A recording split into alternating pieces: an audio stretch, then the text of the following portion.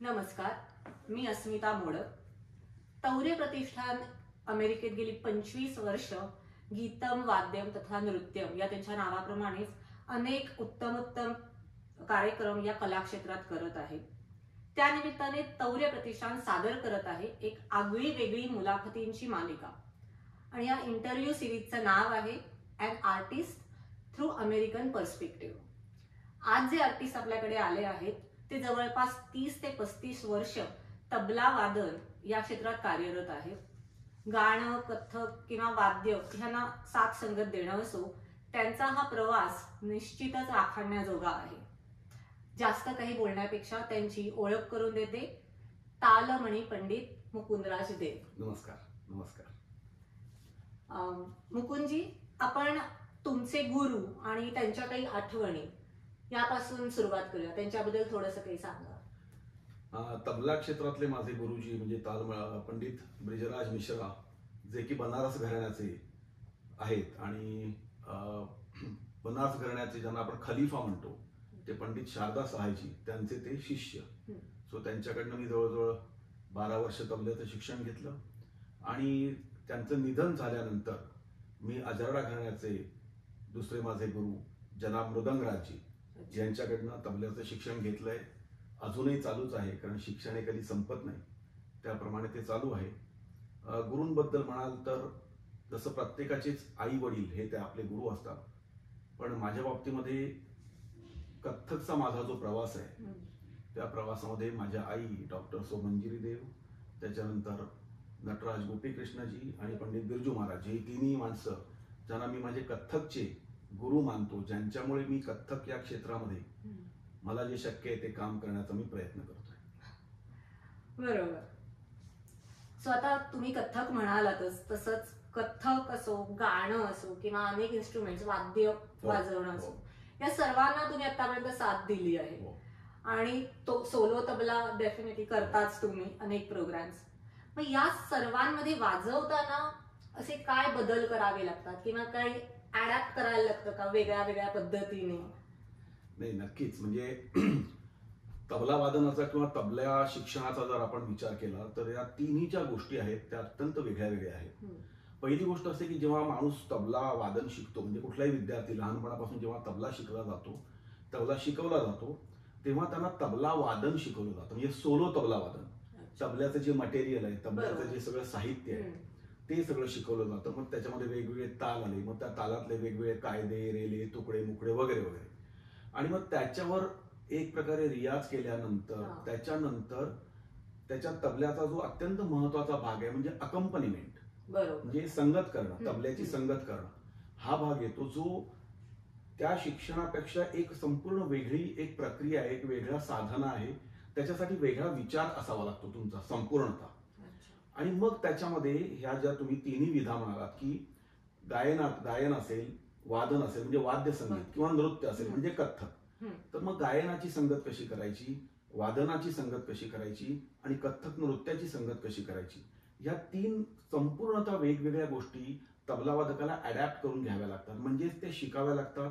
अनेक बुजुर्गांचं वादन तुम्हाला शिकावं लागतं, त्याच्यावर अभ्यास करावा लागतो की नक्की ते करायचे म्हणजे काय, आणि मग त्याच्यामध्ये टेम्परामेंट तुमचं आधी वेगळं पाहिजे. When you are playing tabla solo, तुम्ही स्वतः प्रमुख त्यावेळेला कलाकार असता आणि ज्यावेळेला तुम्ही कुठल्याही गोष्टीबरोबर संगत करत असता तुम्ही त्या मुख्य कलाकाराला संगत करत असता. त्यामुळे तुम्ही त्याच्यामध्ये मग टीम वर्क आलं, त्या मुख्य कलाकाराबरोबर तुम्ही असणं गरजेचं आहे. म्हणजे मुख्य कलाकार, मग तो गायक असेल तर गायनाची साथ करताय, वादक असेल तर वादनाची, आणि कथ्थक नृत्य असेल, नर्तक असेल तर कथ्थकची साथ करताय. आणि मग त्याच्यामध्ये तुम्हाला वेगळ्या वेगळ्या प्रकारे तुम्हाला मोल्ड स्वतःमध्ये घडवून आणावा लागतो. की गायनाची संगत असेल तर तुम्हाला विलंबितचे ठेके, म्हणजे मग ताल विलंबित एक ताल असेल, विलंबित 3 ताल असेल, विलंबित झुमरा असेल, विलंबित आडा चौताल असेल, विलंबित तिलवाडा असेल, त्याच्याचप्रमाणे त्याच्यातल्या गायनाच्या पद्धती आहेत. म्हणजे किराणा घराण्याची गायकी आहे का, ग्वाल्हेर घराण्याची गायकी आहे का, जयपूर घराण्याची गायकी आहे का ठुमरी वाजवायची आहे का दादरा वाजवायचा आहे, असे सगळ्या प्रकारांनी त्याचा, म्हणजे नुसतं गायनाचा जर आपण विचार केला तर गायनाच्या मध्ये इतक्या गोष्टी आहेत. त्या प्रत्येक गोष्ट तुम्हाला संगत करण्याकरता तुम्हाला ते शिकावं पण लागतं, त्याच्यावर तुम्हाला अभ्यास करावा लागतो, आणि मेंटल फ्रेम की नाव यू आर अकंपनिंग समबडी. मग अकंपनिमेंट करताना ते हातामध्ये हात घालून पुढे गेलं पाहिजे, की खरंय. जी संगतीचा जो हो. भाग आहे. आणि मग त्याच्यासाठी तुम्हाला वेगळ्या प्रकारचा एक अभ्यास सगळा करावा लागतो. मग त्याच्यासाठी तुम्ही आधी ते मूळ सगळं माहिती पाहिजे तुम्हाला, ते काय प्रकार आहे तो. आणि त्याच्यानंतर त्या प्रकारच्या गायनाबरोबर तुम्हाला जाऊन बसून ती संगत करावी लागते, ते समजून घ्यावं लागतं की गाणं कशा प्रकारे खुलतं, कधी वाजवायचं असतं, कधी वाजवायचं नसतं, वाजवलं तर काय वाजवायचं असतं, की गायनाला कुठेही म्हणजे संगत करताना मुख्य कलाकाराला कुठेही बाधा पहिल्यांदा होता कामा नये. बरोबर. म्हणजे त्यांचं जे गाणं असेल किंवा त्यांचं जे वादन असेल, वाद्यसंगीत असेल, म्हणजे वाद्यसंगीतामध्ये समजा तुम्ही संतूर बरोबर संगत करताय किंवा तुम्ही सरोद बरोबर संगत करताय किंवा तुम्ही सतार बरोबर संगत करताय, तर ह्याच्यामध्ये सुद्धा बारीक बारीक फरक असतो. रिक्वायरमेंट म्हणजे त्या वाद्याची रिक्वायरमेंट काय आहे आणि त्या कलाकाराची रिक्वायरमेंट काय आहे ऍज अन अकंपनिस्ट, हे सगळं समजून घेणं हा एक मोठा भाग आहे.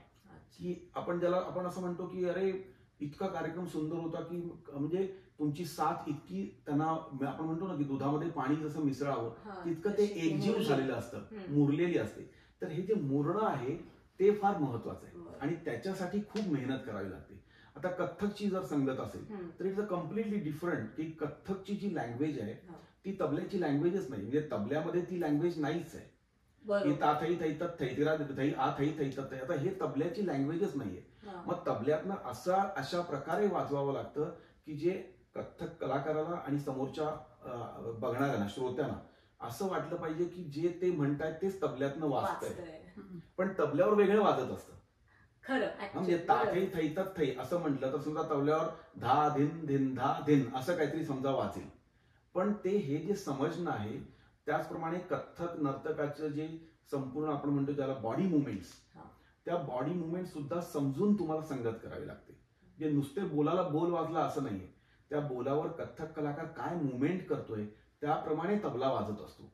तर हे जे संगत करणं आहे, हे जे तबल्याचं शिक्षण घेतल्यानंतर काही वर्ष तबल्याच्या मुख्य तबला शिक्षणाचा अभ्यास झाल्यानंतर, हाताची तयारी झाल्यानंतर मग हे अकंपनिमेंटचा अभ्यास सुरू करावा लागतो, which is far more difficult.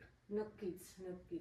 म्हणजे ते सगळं होणं कदाचित साधना करण्यासारखंच आहे. नंतर त्या सगळी सुरुवातीपासून ती अपार आणि न संपणारी साधना आणि जी आनंद देणारी पण आहे. म्हणजे असं नाही त्याच्यामध्ये काही त्रास आहे असं नाहीये. तुम्ही जेवढं शिकत राहाल तेवढं कमीच आहे, ते संपतच नाही. तर ती अखंड साधना आहे, त्यामुळे ते संपतच नाही. खूपच छान कळलं ह्यामुळे. मग अर्थातच इतक्या वर्षांमध्ये एखादा असा काहीतरी स्पेशल परफॉर्मन्स असेल की जो कशासाठी तरी कायमचा लक्षात राहिला आहे, म्हणजे असे बरेच असतील, पण एखादा त्यातला जो कशासाठी तरी काहीतरी असं अगदी कशासाठी असं नाही सांगता येणार, पण एक म्हणजे when I accompanied Begum Parveen Sultana ji आहेत सिडनी ऑपेरा हाऊस.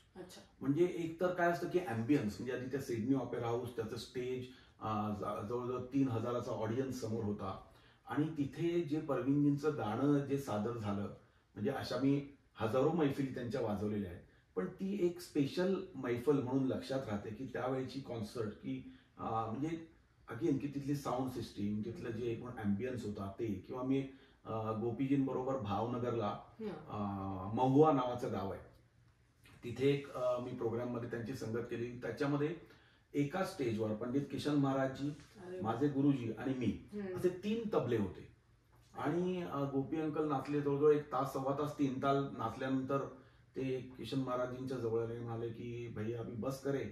तर महाराजजींनी माईक हातामध्ये घेतला आणि म्हणाले, अरे गोपी, ये ऐसे ऑडियंस निकलने वाली नहीं है, अभी धमार बजाते हैं. और धमार में देखिए एक पल्ला मेरा परपोता बजाएगा. परपोता म्हणजे नातू मी असं, फिर मेरा पोता बजाएगा म्हणजे माझे गुरुजी, और आखरी पल्ला मैं बजाऊंगा. तर म्हणजे की हे आयुष्यात न घडणाऱ्या गोष्टी आहेत अशा, की अशा प्रकारचं वातावरण आहे, अशा महान एका म्हणजे त्यांच्याबरोबर माझे गुरुजी पण बसलेत आणि मी पण बसलोय आणि अशा प्रकारची कॉन्सर्ट आहे. एक कॉन्सर्ट पंडित शिवकुमार शर्माजींबरोबर वाजली, त्याच्यामध्ये म्हणजे शिवकुमारजी, राहुल, त्यानंतर एका बाजूला पंडित अनिंदो चॅटर्जी आणि एका बाजूला मी, हैदराबादमध्ये ही कॉन्सर्ट झाली होती.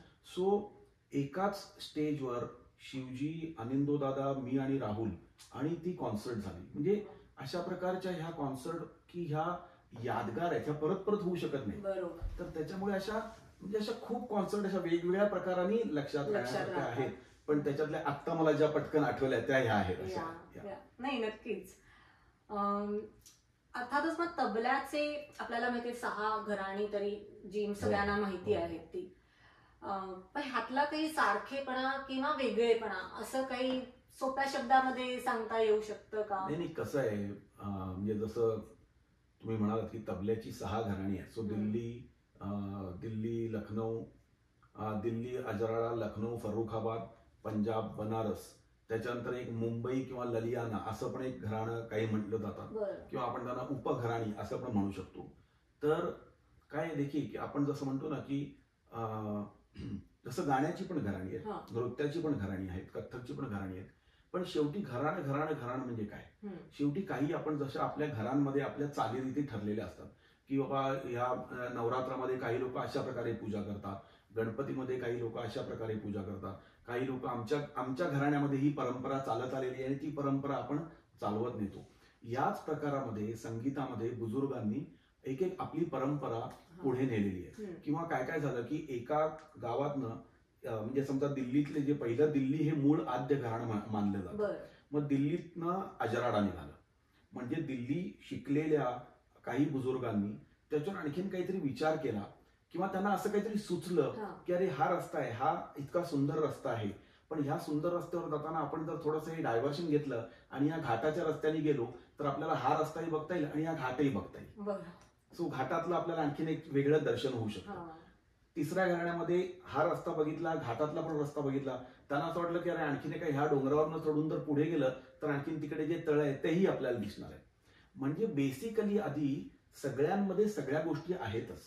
घराणं कुठलं पण घ्या, मग ते दिल्लीपासून पंजाब पर्यंत कुठलीही तुम्ही घराणी घ्या, सगळी घराणी छानच आहेत. जसं आपण प्रत्येक फुलाचा सुगंध वेगळा असं जसं म्हणतो, तसं प्रत्येक घराण्याच्या आपापल्या खूबी आहेत. मग त्यांच्या वादन पद्धती येतात. मग वादन पद्धतीमध्ये जे फिंगरिंग टेक्निक्स आहेत, त्या फिंगरिंग टेक्निक्स मध्ये थोडा फरक पडतो. म्हणजे तबल्याचा जर विचार केला तर दिल्ली घराण्यामध्ये समजा पहिल्या 2 बोटांचा विशेष वापर केला जातो. मग अजराडावाल्यांनी काय केलं, अजराडावाल्यांनी हे तिसरं बोट पण त्याच्यामध्ये वापरून काय आपण वेगळा साऊंड निर्माण करू शकतो, किंवा एक दुसऱ्या पद्धतीनं वाजवण्यामुळे काही लयीचे विविध प्रकार आपण करू शकतो का, असं झालं. फॉर एक्झाम्पल तर मी तुम्हाला गमतीच्या काही 1-2 गोष्टी सांगतो. समजा दिल्लीचा फेमस कायदा आहे, समजा धाते धागे ना धातरेकडे धाते धागे ती नाके ना ताते ताके ना धातरेकडे धाते धागे दी नागे ना, हा जगप्रसिद्ध दिल्लीचा कायदा आहे. किंवा समजा धाते धाते धागे ना धाते धागे दी नागे ना धाते धागे ना धाते धागे. आता हे काय आहे, हे सगळं 2च बोटांनी वाजवलं जातं असं. तर अजराडा घराण्याने ह्याच गोष्टीमध्ये समजा ती ना ताते ताके ना ताते ताके ती नाकडे ताते ताके ना ताते ताके ती नाके ना धागे ना ती नाक धाते धागे ना ती नाक घे ना ती नाक धाते धागे ती नाके ना धा. बोल तेच आहे, पण त्याच्यामधली एक रचना बदलल्यामुळे त्याचं एक चढ उतार थोडेसे बदलले. आणि मग त्याच्यामध्ये बोलण्याची एक, आपण जसं गप्पा मारताना आपण एक समजा मुंबईत बसून गप्पा मारतोय, मग तिथे एक पुण्याची व्यक्ती आली तर त्यांच्या एक बोलण्याच्या काहीतरी एक वेगळ्या, की पुण्याचे लोक अरे काय भारी, आता भारी शब्द पुण्यामध्ये वापरला जातो, काय भारी आहे. किंवा समजा नागपूरचा माणूस आला तर ते काय येऊन राहिलंय, हे जसं आहे तसंच सगळीच घराणी. तर कुठल्या तरी गावागावांमध्ये ते बुजुर्ग लोक वेगवेगळ्या गावात जाऊन स्थायिक झाले.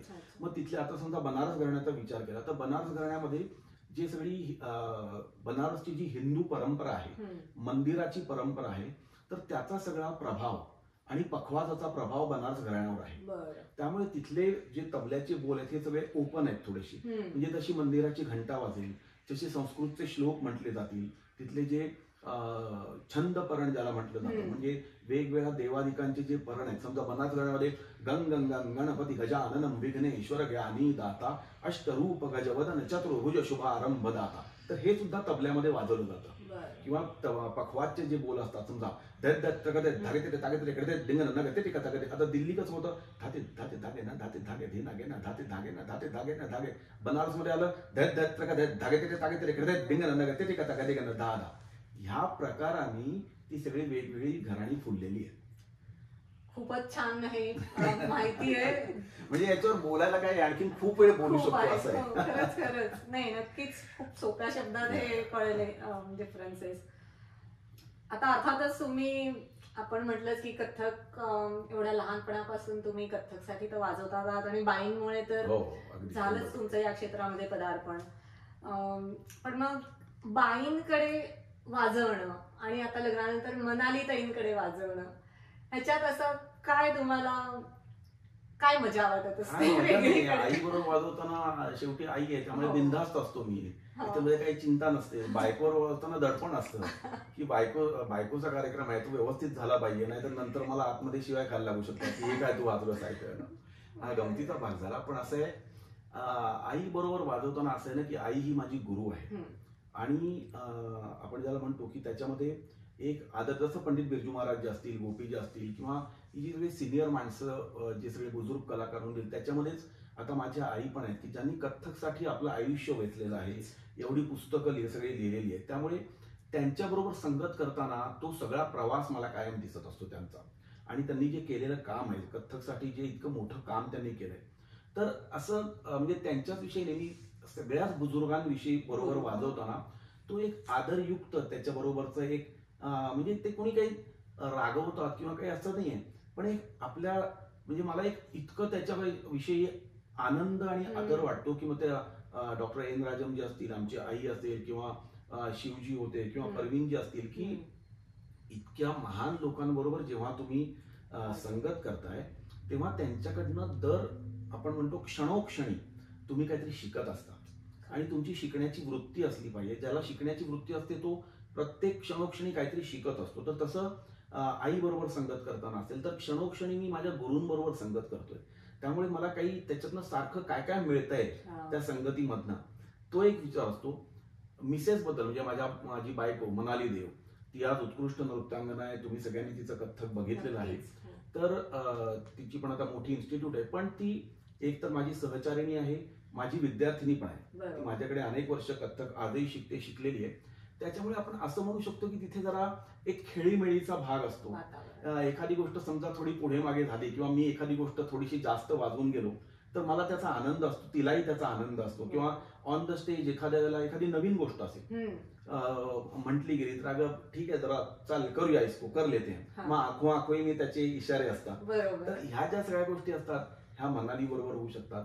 आणि बाकी माझे जे समकालीन कथ्थक डान्सर म्हणजे बरोबर जेव्हा वाजवत असतो तेव्हा मी असं म्हणून की तो खेळीमेळीचा एक आणि आनंददायी आदान प्रदान त्याच्यामध्ये होत असते. म्हणजे राजूबाई असतील म्हणजे राजेंद्र गंगाणे असतील किंवा अर्चना जोगळेकर आहे की खूप मी तिच्याबरोबर संगत केले. तर असे जे लोक आहेत या सगळ्यांबरोबर स्टेजवर एक खेळीमेळीच्या वातावरणामध्ये आदान प्रदान चाललेले असते, सांगीतिक आदान प्रदान. अशा प्रकारच्या संगतीचा आनंद येत असतो. नक्कीच खूप इंटरेस्टिंग आहे. आता तुम्ही अमेरिकेत आज आलेला आहातच. एक मनाली बरोबर म्हणजे जेव्हा अगेन मनाली कसं होतं की विद्यार्थिनी पण आहे मिसेस, त्याच्यामुळे त्या प्रकारे लोकांना आनंद देणाऱ्या काही गमतीशीर गोष्टी आम्ही डिझाईन पण करू शकतो. म्हणजे त्याच्यामधनं समजा नवरा बायकोचा संवाद दाखवायचा आहे बरोबर की ते आता काय की जिथे प्रेम आहे तिथे छोटंसं भांडणही असू शकतं.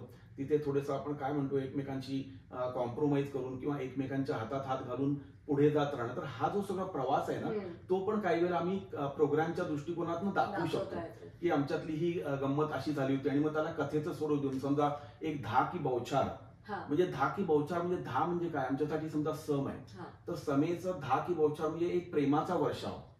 तर 10 1 2 3 4 5 10 1 2 3 4 5 10 1 2 3 4 10 1 2 3 4 10 1 2 3 10 1 2 3 10 1 2 10 1 10 1 10 1 10 10 1 2 3 4 5 10 1 2 3 4 5 10 1 2 3 4 10 1 2 3 4. तर अशा प्रकारच्या ज्या काही गमती जमतीच्या गोष्टी असतात म्हणजे ह्याला थोडंसं कथकचं किंवा स्टोरीचं रूप देऊन त्याच्यामध्ये नवरा बायकोच्या गमती जमतींचं हे करून लोकांशी संवाद साधून तो कार्यक्रम करता येतो. असा एक वेगळा आनंद तिच्याबरोबर मिळू शकतो असा घेता येतो. तो अर्थात घेतो नक्कीच नक्कीच. तर म्हणलं तसं अमेरिकेमध्ये तर तुम्ही आहातच आलेले आणि आतापर्यंत जवळपास 25च्या आसपास ही तुमची जरा मला नक्की मोजावं लागेल पण मी जवळ पोहोचतोय एवढं नक्की. 25च्या म्हणजे तौर्य पण 25व्या वर्षात आलेलं आहे आणि माझ्या पण 25. आणि मला वाटतं शिल्पा माधव म्हणजे मला त्यांच्याबद्दल नेहमीच बोलायला आवडतं की त्यांच्या पहिल्या घर म्हणजे त्यांचं जे अमेरिकेतला पहिला विस्कॉन्सिन तिथपासून त्या घरापासून मी त्यांच्या प्रत्येक घरी आलेलो आहे. आणि त्यांनी हे जे संगीतासाठी आणि मनोभावे ते जे काम करतात त्याचा मला एक खूप वेगळा आनंद मिळतो. आणि त्याच्यामुळे माझी 25वी फेरी लवकरच होईल आता असं जवळपास आहे. तर अशा वेळी अमेरिकेमध्ये जेव्हा तुम्ही येता हा. तेव्हा आता तर तिथल्या मुलांना शिकवता आणि त्यावेळी सपोज आता मुलांना पढंत करून घ्यायचंय, तर आता इथे मुलांचं कसं असतं की सगळी डिक्शन वेगळं असतं, हो. इंग्लिश ही त्यांची लँग्वेज पहिली लँग्वेज आहे, तर त्या डिक्शन मध्ये त्यांच्या शैलीमध्ये हे पढंत करून घेणं किंवा काही कुठलाही अनुभव, शेवटी ते इथे आज जन्मलेत राहिलेत, तर काय वेगळ्या पद्धतीने त्यांना काही शिकवायला लागतं का किंवा वेगळ्या पद्धतीने त्यांच्याशी संवाद करायला लागतो का, असा काही तुम्हाला सांगावंसं वाटतं याबद्दल? संवाद किंवा आता कसं आहे की जसं मी म्हटलं की मी 25 माझ्या ट्रिप्स जवळजवळ अमेरिकेच्या आणि जगभरामध्ये पण अनेक ठिकाणी मी गेलेलो आहे. तर मला आधी हे बेसिकली असं खरंच मनापासून असं वाटतं की आधी ती मुलं इकडे राहून एवढं करतात. एखाद्या वेळेस 10 वर्षापूर्वी किंवा 5-7 वर्षापूर्वी मला हे जाणवत नसेल, पण आता एखाद्या वेळेस मी पण जसा जसा थोडासा वयाने पुढे चाललेलो आहे तसं मला हे जाणवायला लागलंय की इकडे राहून बिचारी ती मुलं इतकं करतात, ह्याच्याबद्दल मला त्यांच्यासाठी खूप कौतुक वाटतं, त्यांचं मला नेहमी अभिनंदन करावं असं वाटतं. त्याच्यामुळे हल्ली मी माझ्या अप्रोचमध्ये 100% बदल केलाय. म्हणजे एखाद्या वेळेस पूर्वी मी जितका स्ट्रिक्ट होतो तेवढा आता स्ट्रिक्ट न राहता मला त्यांच्यामध्ये मला जे म्हणायचंय, म्हणजे कथ्थक शिकवत असेल तर कथ्थकच्या माध्यमातून, समजा माझ्या कॉम्पोजिशन्स असतील तर त्या त्यांच्यामध्ये लवकरात लवकर त्यांना त्रास न होता कशा मुरल्या जातील. कारण त्रास न होता याचा अर्थ असा आहे, कारण इथे बरेच वेळा असं होतं की ते काहीतरी ग्रॅज्युएशन झालं ती मुलं सोडून दुसऱ्या गावामध्ये म्हणजे आई वडिलांपासून दूर जातात आणि मग त्यांना ती कला काही वेळेला काही मुलींना चालू ठेवता येते, पण बऱ्याच अंशी ते थोडंसं कलेपासून दूर त्यांना जावं लागतं जरी इच्छा नसेल तरी. त्याचप्रमाणे जेवढं भारतामध्ये जेवढं वातावरण आपल्याला संगीताचं म्हणजे कथ्थकचं असेल किंवा तबल्याचं जेवढं तिथे मिळू शकतं, जेवढ्या ऑपॉर्च्युनिटीज मिळू शकतात, जेवढं तुम्ही आजूबाजूला म्हणजे मुंबईमध्ये किंवा महाराष्ट्रामध्ये किंवा भारतामध्ये बघाल तर जिथे तिथे कार्यक्रम चालू असतात, त्यामुळे एकमेकांपासून मोटिवेशन मिळतं. अरे वा, ती चांगली नसते, मला पण केलं पाहिजे, हे त्या मानाने इकडे कमी मिळतं. तर म्हणून मी जेव्हा जेव्हा ज्या ज्या ठिकाणी वर्कशॉपच्या माध्यमातून शिकवतो तेव्हा कमीत कमी वेळामध्ये त्यांना जास्तीत जास्त त्याचा आनंद कसा घेता येईल आणि शिकवलेली गोष्ट त्यांच्याकडे जास्तीत जास्त ती कशी राहील त्यांच्याकडे, ह्याचा मी माझ्याकडनं करण्याचा प्रयत्न करून घेतो. की समजा 1 दिवसाचं वर्कशॉप असेल किंवा 3 दिवसाचं वर्कशॉप असेल किंवा जे काही असेल, तर थोडंसं मी माझ्या शिकवण्याच्या टेक्निक्स मध्ये आता थोडासा असा फरक केला की जसं तू म्हणालीस की त्यांना बरोबर आहे, त्यांचं डिक्शन वेगळं आहे, त्यामुळे त्यांना पटपट ते तोडे एखाद्या वेळेस माझ्या स्पीडमध्ये, म्हणजे आम्ही ज्या स्पीडमध्ये पढंत करतो किंवा इंडियामध्ये ज्या स्पीडमध्ये माझे विद्यार्थी करतात, तर मग इथे मी त्याचा स्पीड थोडा आधी त्यांना कमी करून घेतो. त्यांना तेवढं झेपतंय का किंवा त्यांना जेवढं झेपणार आहे त्या स्पीडमध्ये मी ते करून घेण्याचा प्रयत्न करतो. याचं कारण असं आहे की कलेचा आनंद पहिल्यांदा तुम्हाला घेता आला पाहिजे. कला ही तुम्हाला पहिल्यांदा आनंद देण्याकरता आणि आनंद घेण्याकरता तुम्हाला शिकायची. तर त्याच्यामुळे त्या विद्यार्थ्यांना त्याचा आनंद घेता आला पाहिजे, त्याचं बर्डन वाटतं कामा नये. काय ह्याच्यातनं कोणी सगळेजण किंवा एखादा विद्यार्थी कोणती प्रोफेशनल बनणार आहे, जे आम्ही करतोय. बाकी जे सगळे विद्यार्थी आहेत ते एका आनंदाकरता आणि आयुष्यामध्ये त्यांना एक चांगला ठेवा कलेच्या माध्यमातून मिळावा. मग तो तबल्यावादन असेल, गायन असेल किंवा नृत्य असेल, या सगळ्याच्या माध्यमातून त्यांच्या आयुष्यामध्ये एक छान ठेवा, की समजा वयाच्या 50व्या वर्षी सुद्धा त्यांना हे आठवलं पाहिजे की अरे हा, मी 15-20 वर्ष डान्स शिकले आणि काय मजा येते ते करायला, किंवा किमान पुढच्या लोकांचा डान्स बघताना त्यांना तो कळला पाहिजे आणि त्यांना त्याचा आनंद घेता आला पाहिजे. तर ह्या प्रकाराने मी शिकवण्याचा प्रयत्न करतो, जरी त्यांची डिक्शन थोडी वेगळी असेल किंवा म्हणून मग त्या प्रकारे त्यांना काही एक्सरसाइज देण्याचा प्रयत्न करतो की ज्यामुळे त्यांची जीभ जी असते, म्हणजे समजा तिगदा दिगदिग तिगदा दिगदिग तिगदा दिगदिग, ह्या मुलांना हे म्हणणं थोडंसं अवघड जातं. त्याच्यात त्यांचा काही दोष नाहीये, पण ते तर ह्या काही समजा याच्यातले काही एक्सरसाइज देणं की त्यांना ते म्हणता येईल, थोडं सोप्या पद्धतीने शिकवणं, थोडं कमी स्पीड मध्ये करून घेऊन शिकवणं. कमी स्पीड मध्ये ते कसं, ज्याला संगीताच्या भाषेत बरतणे म्हणतात, सो ती गोष्ट कशी बरतायची असं करून घेऊन त्यांच्या कलानी घेऊन त्यांना त्या कलेचा जास्तीत जास्त कसा आनंद घेता येईल याचा प्रयत्न मी करतोय. खूपच छान. तुम्ही ऑपॉर्च्युनिटीज असं साधारण म्हणालात की नक्कीच इथल्या मुलांना कमी मिळतात, जरी त्यांना इच्छा असेल, आनंद घ्यावासा वाटत असेल तरी सुद्धा. मग अशा वेळी इंडियातले स्टुडंट्स आणि अमेरिकेतले स्टुडंट्स ह्यांना एकत्र आणण्यासाठी त्यांचं कनेक्शन, कोलॅबोरेशन काहीतरी करण्यासाठी असा तुम्ही प्रयत्न कुठे पाहिला आहे किंवा तुमच्या मनात आहे किंवा असं काय केलं पाहिजे असं, किंवा तुम्ही केलंय का असं काही?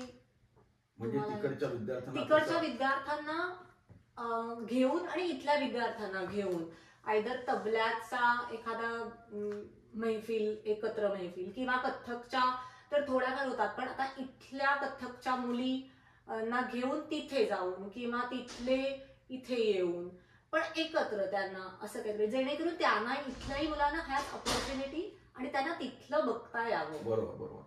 असा प्रयत्न करण्याची इच्छा खूप मनामध्ये आहे. पण जसं आहे की मी जेव्हा जेव्हा आलेलो आहे तेव्हा मी एक तर माझा स्वतःचा सोलोचा एखादा प्रोग्राम घेऊन इकडे आलेलो आहे, किंवा मी दुसऱ्या आर्टिस्ट बरोबर संगत करण्याकरता या देशामध्ये आलेलो आहे. ॲज यू नो की भारतामधनं एकतर इकडे यायचं म्हणजे इकडनं तिकडे जाणं त्या मानाने थोडंसं सोपं असेल, पण एकूण आपण आर्थिकदृष्ट्या विचार केला आणि एकूण व्हिसा हे जे सगळे जे टेक्निकल गोष्टी असतात त्याच्यामुळे तिकडच्या मुलांना तेवढ्या पटकन इकडे येणं सोपं नाहीये. हा एक भाग आहे.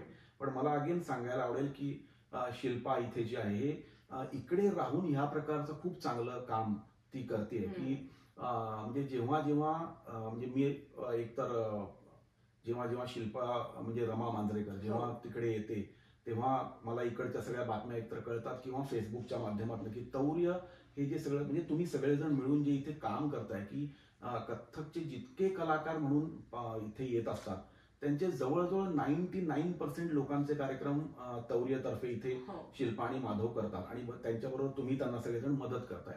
म्हणजेच काय तर त्यांचा जो प्रयास आहे की तिकडचे जे चांगले चांगले कलाकार, मग ते यंगस्टर्स असतील किंवा बुजुर्ग असतील, त्यांचे कार्यक्रम इकडच्या मुलांना दाखवल्यामुळे त्यांच्यामध्ये ती जी एक ज्योत पेटली पाहिजे आतमध्ये. बरोबर. आणि त्या आपण ज्याला म्हणतो ज्योतीने तेजाची आरती असं जे सगळं आहे की ती जर ज्योत पेटत गेली तर वेगवेगळ्या माध्यमातून त्या मुलांना ती कला करत राहावीशी वाटते, जे सर्वात महत्वाचं आहे. कारण इकडे मी परत म्हणेन की ते वातावरण थोडंसं कमी असतं आणि त्याच्यामुळे कसं आहे की थोडं करावं असं वाटतं पण मोटिवेशन नसतं.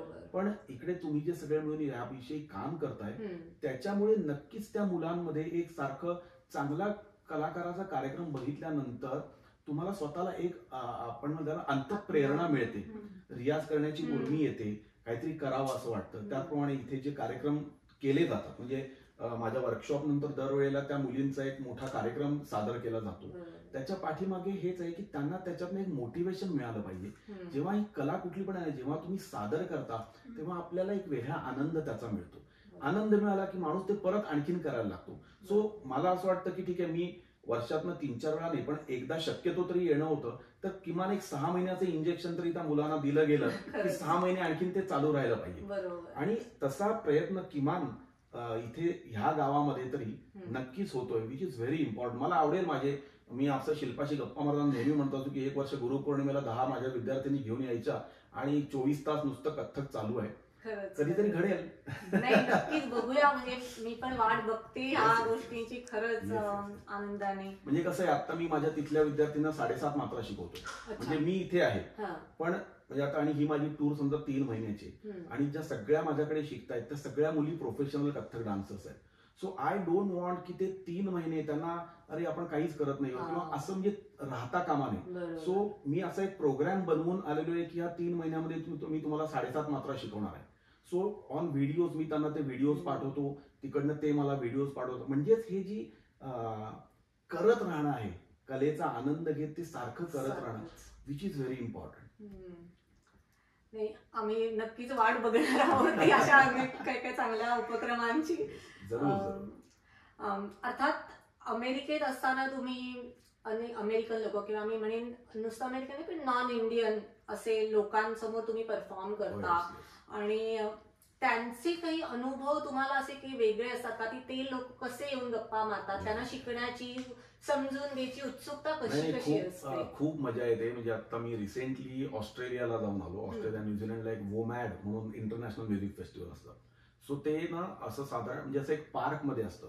सो जवळजवळ 2,000 ते 3,000 ऑडियन्स आम्हाला दर प्रोग्रामला तिथे समोर होता आणि इतकं लोक चांगलं ऐकत असतात. आणि म्हणजे त्याच्यामध्ये साऊथ आणि म्हणजे आपण काय म्हणतो कर्नाटक आणि हिंदुस्थानी अशी जुगलबंदी होती, इन्स्ट्रुमेंटल जुगलबंदी.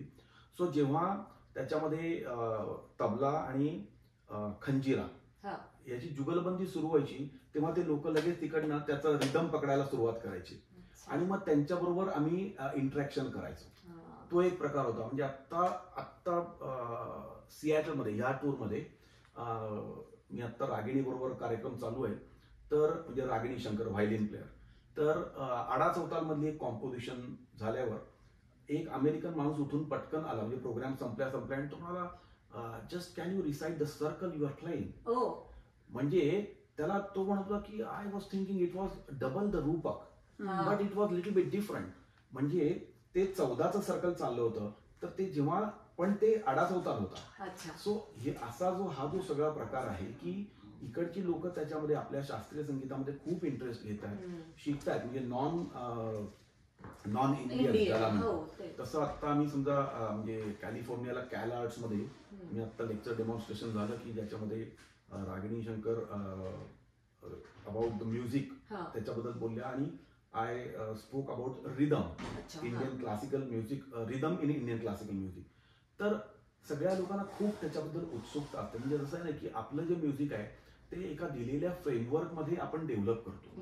म्हणजे ती राग यमनची समजा चौकट असेल किंवा ताल 3 तालची चौकट आहे, त्या 3 तालच्या दिलेल्या 16 मात्रेच्या चौकटीमध्ये वी ट्राय टू जास्तीत जास्त किती आपण वेगवेगळ्या गोष्टी त्याच्यामध्ये करू शकतो. किंवा यमनचं जे आरो आहे त्याच्यामध्ये त्या बॅकड्रॉपवर तुम्ही कसा तो डेव्हलप करू शकता.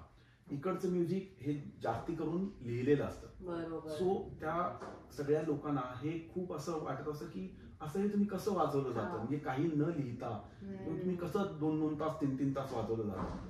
सो त्याच्या मागे एकतर तेवढं शिक्षण झालेलं असतं आणि आपल्या क्लासिकल म्युझिक शिकवण्याची किंवा शिकण्याची तीच परंपरा आहे. तशाच प्रकारे ते शिकवलं जातं आणि तशाच प्रकारे ते प्रेझेंट पण केलं जातं. तर अशा प्रकारे वेगवेगळे खूप अनुभव येत असतात की लोक खूप प्रेमाने आणि मनापासून ते ऐकत असतात, त्याच्यावर अभ्यास करत असतात, विच इज व्हेरी गुड. म्हणजे ते खूप आनंद मिळतो त्याचा. नाही, तुम्ही युनिव्हर्सिटीमध्ये आता जसं म्हणालात तसंच म्हणजे इथल्या युनिव्हर्सिटीत तर नक्कीच, पण इव्हन इथल्या शाळांमध्ये सुद्धा तुम्ही कधी, कारण शाळेमध्ये कसं असतं की शेवटी ती घडण आहे ही लहान वयामध्ये जेवढी केली जाते तेवढी हवी असते. म्हणजे मी माझ्या मुलीचं बघते इथे, ती तिच्या शाळेमध्ये एका साऊथ एशियन क्लासिकल क्लब मध्ये आहे आणि तिथे तिने प्रयत्न केला काहीतरी शिकवायला एखादं. तर अशा पद्धतीने इथे कोलॅबरेट करण्यासाठी तुमच्या काही शाळांमध्ये किंवा असं काही विचार आहेत का? किंवा युनिव्हर्सिटीत तर तुम्ही मोस्टली करताच माझ्या मते, तर म्हणजे अशा पद्धतीने प्रमोट करण्यासाठी किंवा शाळांमध्ये अजून काही तुमच्या मनात आहे? मनात खूप आयडिया. म्हणजे असं आहे की जिथे जर संधी मिळाली कुठे, तर मला असं जरूर कुठे शाळांमध्ये सुद्धा आपल्या रिदम विषयी किंवा आपल्या शास्त्रीय संगीताविषयी शिकवायला किंवा लेक्चर डेमॉन्स्ट्रेशन करायला नक्कीच आवडेल. मी जसं म्हटलं आता कॅल आर्ट्स मध्ये खूप छान झालं ते आणि it was very well received. पण कॅल आर्ट्स तर कसं आहे की तिथे म्हणजे ते आर्ट्सच कॉलेज आहे, म्हणजे it is the institute of arts. त्याच्यामुळे तिथे जी लोक आहेत तिथे ऑलरेडी ते कोर्सेस आहेतच. त्याच्यामुळे जी लोक आली होती ती ऑलरेडी इंडियन म्युझिकचा किंवा वर्ल्ड म्युझिकचा अभ्यास करणारीच लोक आहेत. पण तसंच जर इकडच्या शाळांमधनं सुद्धा जर काही आपण करू शकलो तर ते नक्कीच काय तुम्ही शिकाल आणि शिकवाल तेवढं कमीच आहे. आणि त्याचा माणसाच्या जीवनावर एक चांगला परिणाम होतो. कुठल्याही प्रकारे संगीत जर तुम्ही शिकलात, त्याचा जर अभ्यास केला तर तुमचं जे नॉर्मल लाईफ आहे ते जगण्यामध्ये त्याचा तुम्हाला फायदा होतो. तुम्हाला एक आयुष्यामध्ये सॅटिस्फॅक्शन मिळतं, which is most important in life. मला जरूर आवडेल असं काही असेल तर काय. नक्कीच त्याचा विचार करूया थोडा इथल्या शाळांसाठीचा. आणि मग तसं पाहिलं तर मग अमेरिकन लोकांना किंवा या नॉन इंडियन लोकांबरोबर तुम्ही भेटता, त्यांच्या गप्पा ऐकता, अनुभव ऐकता, पण मग ह्या लोकांच्या त्यांच्या म्युझिक बरोबर किंवा आपण म्हणूया या नवीन जनरेशन बरोबर त्यांच्या म्युझिक बरोबर पण तुम्ही कधी फ्युजन काय केलंय आणि त्याचे किस्से? हो, नाही खूप फ्युजन केलेलं आहे मी. म्हणजे आता मला एकदम सगळ्यांची नावं आठवणार नाहीत, पण एक तर पटकन आठवणारं नाव म्हणजे George Brooks, who is a very well known saxophone player of America, west कोस्टला असतात. त्याच्यानंतर आपल्या लंडनचे खूप मोठे पियानो प्लेअर आहेत त्यांच्याबरोबर किंवा एक व्हेरी फेमस आर्टिस्ट तर राहुल शर्माच्या बरोबर मी ह्या सगळ्या लोकांबरोबर खूप वेगवेगळ्या प्रकारचं फ्युजन आणि राहुल शर्मांबरोबर मी म्हणजे अगदी शेकड्यांनी फ्युजनचे कार्यक्रम वाजवलेले आहेत विच आर व्हेरी एन्जॉयबल. त्याच्यामध्ये काय आहे, एक कॉम्पोजिशन घेतली जाते आणि कॉम्पोजिशन डेव्हलप केली जाते. अगेन म्हणजे राहुल बरोबर वाजवताना असं होतं की त्यांनी तशा प्रकारच्या कॉम्पोजिशन म्हणजे जॅझ सारखी कॉम्पोजिशन पण संतूरवर चालणारी. मग त्याच्यामध्ये जे आपलं एक पारंपरिक ठेके असतात ते न वाजवता वेगळ्या प्रकाराने कम्प्लीट ती थीम डेव्हलप केली जाते. टू अकंपनी दॅट थीम तुम्हाला म्हणजे तबल्यातनं सुद्धा एक वेगळ्या प्रकारे साऊंड निर्माण करावा लागतो किंवा वेगळ्या प्रकाराने ते ठेक्या आपण ज्याला रिदमिक पॅटर्न्स म्हणतो. म्हणजे 8 मात्रेचा रिदमिक पॅटर्न असेल किंवा 6 मात्रेचा रिदमिक पॅटर्न असेल म्हणजे तिथे दादरा लागत नाही किंवा तिथे केरवा लागत नाही किंवा तिथे 3 ताल लागत नाही. तो वेगवेगळे पॅटर्न्स त्या म्युझिक बरोबर जाणार आहे असं. सो अगेन तो अभ्यास आहे की प्रत्येक ठिकाणी काय की म्हणजे अगेन परत तो अकंपनिमेंटचा विषय आला की मूळ आर्टिस्ट बरोबर तुम्हाला ते वाजवता यायला पाहिजे आणि तो ज्या थॉट प्रोसेसनी चाललेला आहे त्या थॉट प्रोसेसशी तुम्हाला जुळवून घेऊन ते वाजवता यायला पाहिजे. फ्युजन मध्ये शेवटी काय वेगवेगळी इन्स्ट्रुमेंट्स आहेत म्हणजे त्याच्यामध्ये आता काही वेळेला इंडियन फ्युजन पण असतं म्हणजे समजा क्लासिकल इन्स्ट्रुमेंट आणि राजस्थानी फोक इन्स्ट्रुमेंट. सो असे जे सगळे वेगवेगळे साऊंड्स असतात. सो साऊंड बरोबर जाणारं रिदमिक पॅटर्न्स त्याला एक अगेन तालाचं फ्रेमवर्क आहेच पण ते करताना जे आपले ट्रॅडिशनल ताल आहेत ते वाजवले जात नाहीत. सो त्याचं पॅकेजिंग कम्प्लिटली बदललं जातं. सो त्याच्यामुळे ते प्रेझेंटेशन कम्प्लीट वेगळं होतं. सो त्याचे असे खूप कार्यक्रम मी वाजवलेले आहेत आणि I enjoy playing different types of genres. हे म्हणजे नक्कीच कळलं की ते वाटतं आपल्याला की हे ट्रॅडिशनल वरच जातंय पण ट्रॅडिशनलच पॅटर्न असलेच पाहिजेत असं नाही. कम्प्लीट वेगळंच असतं. नाही ट्रॅडिशनल पॅटर्न वाजवून चालतच नाही. It is completely different. आता इतक्या वर्षांमध्ये माझ्यामध्ये हा प्रश्न मला नक्कीच विचारायचा आहे की खूप साऱ्या गोष्टी तुम्ही वाजवून झाल्यात आतापर्यंत किंवा तुम्ही करताय पण अजून सुद्धा अशी काही इच्छा आहे का की मला इथे वाजवायचंय किंवा मला ह्यांच्या बरोबर वाजवायचंय कोणासाठी तरी काहीतरी करायचंय किंवा असं? मला असं वाटतं मी आता तर सुरुवात झालेली आहे म्हणजे अगदी मनापासून मी सांगतोय की आता म्हणजे जरी माझी अमेरिकेची ही 25व्या खेपेच्या जवळ मी आलेलो असलो तरी मी अशाच प्रकारे मला असंच वाटतं की मी खरंच पहिल्यांदा फिरतोय की काय अमेरिका. म्हणजे मी 30 ठिकाण आता इतके वेळा बघतोय स्टील मला ती बघण्यामध्ये आनंद आहे आणि सेम म्युझिक मध्ये पण आहे की तेच जरी करत असलं तरी सारखं सातत्याने त्याच्यात आपोआप काहीतरी नवीन घडत असतं किंवा आपण ज्याला म्हणतो नवीन साक्षात्कार सारखा काहीतरी घडत असतो. काल मी हे वाजवलं होतं आणि आज मी हे वाजवतोय किंवा अरे वा हे त्यावेळेला गुरुजींनी असं शिकवलं होतं का त्याचा अर्थ तुम्हाला आता कळायला लागतो. त्याच्यामुळे संगीत हे प्रवाही आहे ते कुठली गोष्ट थांबली की त्याचं डबकं होतं. नदीला जसा प्रवाह आहे समुद्राला जशी अथांगता आहे तसंच संगीत पण आहे की त्याचं जे इतकं अथांगता त्याच्यामध्ये आहे तुम्ही जेवढं त्याच्यामध्ये आतमध्ये जाल जसं आता मला म्हणलं की त्या माझ्या मुलींना मी आता 7.5 मात्रा शिकवतो. तो 7.5 मात्रा त्यांना शिकवतोय म्हणजे आधी मी त्याचा अभ्यास करतोय आणि मी त्यांना म्हणजे आता मी एक माझ्या गुरुजींना एक ताल मृदंग म्हणून 7.5 मात्रेचं एक कॉम्पोजिशन म्हणजे बेसिक आयडिया त्यांनी 11ची ती केली होती आहे की धेन ते रेकेट धेन ना ते ना ता ताके ते रेकेट धातक धेकेट कथा गदे धेन हा 11 मात्रेचा ताल त्यांनी आम्हाला आमच्या भाईसाहेबांनी शिकवला. सो त्याच्यात मला धेन ते रेकेट धेन ना ते ना धेन ना धेन धेन ना धेन हा 7.5चा सुचला. सो मी त्याला ताल मृदंग असं नाव दिलेलं आहे ते युट्यूबवर पण आहे पण आता तो ताल मी या मुलींना शिकवतोय. सो जेव्हा तुम्ही एखादी गोष्ट शिकवत असता तेव्हा तुम्हाला त्याच्यावर आधी त्यांना जेवढं म्हणजे त्यांना शिकताना जेवढा अभ्यास करावा लागत नाही तेवढा शिकवताना गुरुला अभ्यास करावा लागतो. कारण आधी ते मला पटलेलं असलं पाहिजे मला आवडलेलं असलं पाहिजे आणि मला शक्यतो समजलेलं असलं पाहिजे मग मी ते त्यांच्यामध्ये उतरवणार आहे. इट्स नॉट दॅट इझी की आपलं टपाटप काहीतरी मी शिकवलं असं चालणार नाही कारण त्या मुली त्याला घेऊन ते सगळं पुढे जाणार आहेत. सो पहिल्यांदा ते गुरुला शिकावं लागतं त्याच्यावर अभ्यास करावा लागतो आणि मग ते आता उद्या धमार मला शिल्पाने शिकवायला सांगितलं विद्यार्थ्यांना. सो धमार जर विद्यार्थिनींना शिकवायचा असेल तर तो आधी मला पचलेला असला पाहिजे किंवा मला त्याचा एक संपूर्ण रूप काय दाखवायचं आहे किंवा काय शिकवायचं आहे याचा मला आधी अभ्यास केलेला असला पाहिजे तर मी ते शिकवू शकतो. तर संगीताच्या बाबतीत पण तेच आहे की जेवढं तुम्ही त्याच्यामध्ये आतमध्ये जाल, मग ते राग असतील किंवा ताल असतील किंवा त्याची डेव्हलपमेंट असेल, तर हे न संपणार आहे. अथांगता त्याच्यामध्ये एवढी आहे. तर त्याच्यामध्ये तसंच आहे. त्याच्यामुळे मला असं वाटतंय की अरे आता तर सुरुवात झाली, खरंच. So I am just enjoying. नाही नाही, नक्कीच. आणि आम्ही असंच वर्षानुवर्ष तुमचं असंच राहिलेल्या गोष्टींमध्ये मला नेहमी वाटतं की पंडित भीमसेन जोशींबरोबर साथ करण्याची माझं राहून गेलं. म्हणजे मी इतक्या महान कलाकारांना संगत केलेली आहे, म्हणजे मला त्यांचे आशीर्वाद मिळाले. आणि भीमसेनजींबरोबर पण माझी एक कॉन्सर्ट ठरली होती.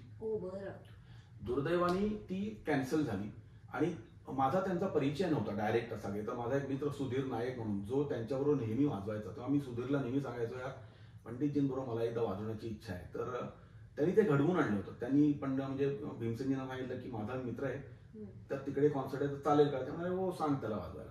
आणि नेमकी दुर्दैवाने ती कॉन्सर्ट राहून गेली. सो ते एक मला शल्य किंवा असं एक म्हणजे ते एक होऊन जायला पाहिजे होतं, असं एक माझ्या मनामध्ये खूप आहे की त्यांच्याबरोबर एक संगत मला करण्याची माझ्या मनात खूप इच्छा होती. आणि असं तर बाकीच्या सगळ्या आहेत ना की आता मोठ्या मोठ्या व्हेन्यूज मध्ये मी खूप ठिकाणी, म्हणजे आता समजा अमेरिकेतली गोष्ट म्हणली तर वॉशिंग्टनच्या केनेडी सेंटरमध्ये मी वाजवलंय, जसं सिंगापूरचं मोठं जे थिएटर आहे तिथे वाजवलंय सगळ्या. आता राहिलेल्यामध्ये आता कार्नेगी हॉल राहिलेला आहे, तर असे बारीक बारीक काही काही सेंटर्स राहिले. सो आय एम होपिंग की ते होईल सगळं. मला काही त्याच्याबद्दल हे नाही. आणि काहीतरी असं म्हणजे प्रभातेंची एक कविता आहे की एक सूर असा लागावा, म्हणजे खूपच चांगली कविता आहे. तर म्हणजे प्रत्येक गोष्ट ती कसंच घडलं पाहिजे की तसं काहीतरी आपल्या हातून किंवा असं काहीतरी घडावं की जे छान आयुष्यात पुढे कायम चालू राहावं, असं काहीतरी. ते पण घडेल याची मला गॅरंटी आहे. नक्कीच. It is on the way. आणि तुमचा प्रवास इतकी वर्ष इतका छान चालू आहे, त्याच्यामुळे आज जे काही तुमचं गप्पा आणि अनुभव आम्हाला ऐकायला मिळाला, खूप काही तवऱ्याच्या रसिकांना, संगीताच्या साधकांना ऐकायला मिळालं. आय थिंक आपण शेवटाकडेच येऊया. आणि नक्कीच खूपच मी तवरे प्रतिष्ठानच्या निमित्ताने तुमचे आभार मानते. मी पण सगळ्यांचं तुमचं अभिनंदन करतो की 25 वर्ष एखादी गोष्ट चालू ठेवणं सोपं नाहीये. आणि नेटाने इथे चांगलं कार्य होत आहे. आणि तौर्याचं आता नाव, म्हणजे नावासाठी कोणी काही करत नाहीये, पण तरी पण नाव आता सगळीकडे गाजतंय की आज अमेरिकेमध्ये असेल किंवा भारतामध्ये साधारणतः जितके कलाकार आहेत, आणि एस्पेशली माझ्या पिढीत तर प्रत्येक कलाकाराला आणि प्रत्येक कथ्थक डान्सरला आज तौर्य ही संस्था आणि त्यानिमित्ताने मांजरेकर्स यांचं नाव आता सगळीकडे गाजतंय. So I am very happy about that. मी तर सगळ्यांना सांगतो, माझं तर अमेरिकेत घर आहे, त्याच्यामुळे तसं हे आहे, त्याच्यामुळे मला फारच आनंद आहे त्याचा. नक्कीच. खूप छान वाटलं. Thank you so much. नमस्कार.